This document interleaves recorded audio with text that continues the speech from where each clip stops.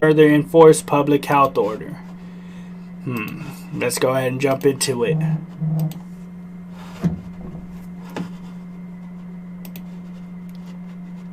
Albuquerque City Council want to crack down on people violating the public health order.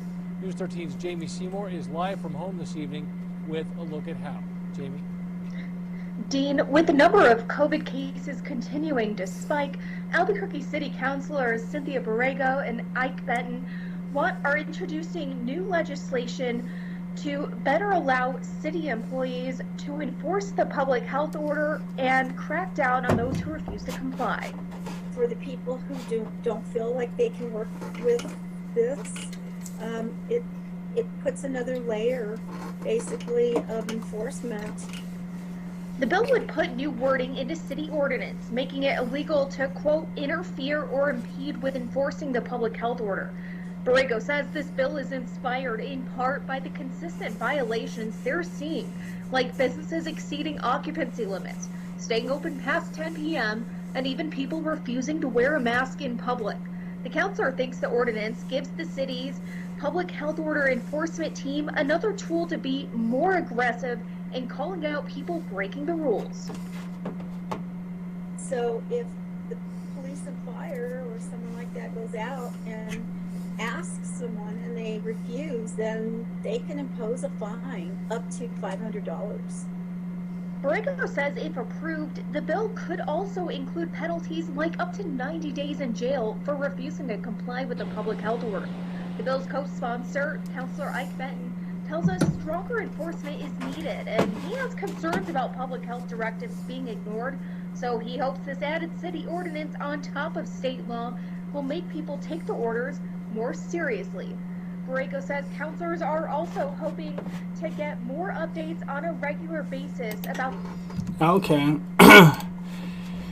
Bill to enforce the health order. Okay, I definitely understand. I mean, as long as there's like warnings, right? As long as it's not like first interaction, boom, you get the $500 fine or you go to jail. That would be unfair, right? But if it is like a warning and stuff and people just ain't wanting to listen and stuff like that, I can understand. You got to enforce it in some type of way. I really do understand that.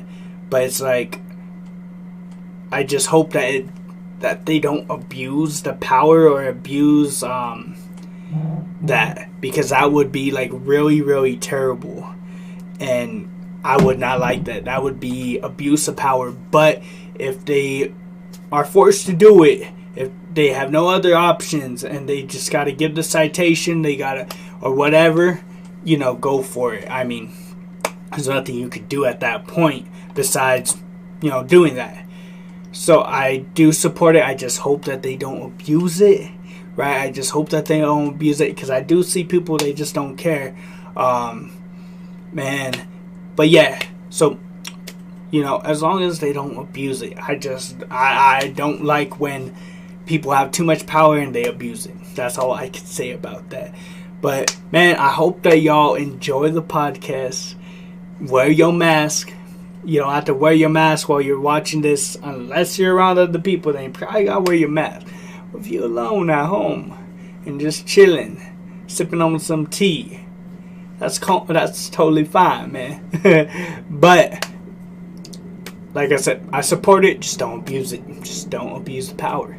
But I hope that y'all enjoyed another episode 5 of the rebranded podcast, which is the Crayon Rocket podcast. So I hope that y'all are doing good. And hopefully y'all have an amazing, beautiful Thanksgiving. Right? I will have my video out the week after with all my stuff too. So don't even worry. But y'all stay safe. Follow guidelines. You know, social distance, all of that. Try to lower the numbers. Try to prevent cases. I don't think we could, because it's a pandemic. It's going to happen. But follow the health orders, y'all.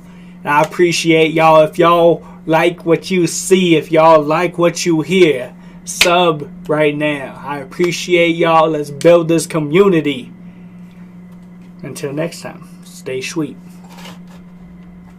and salute.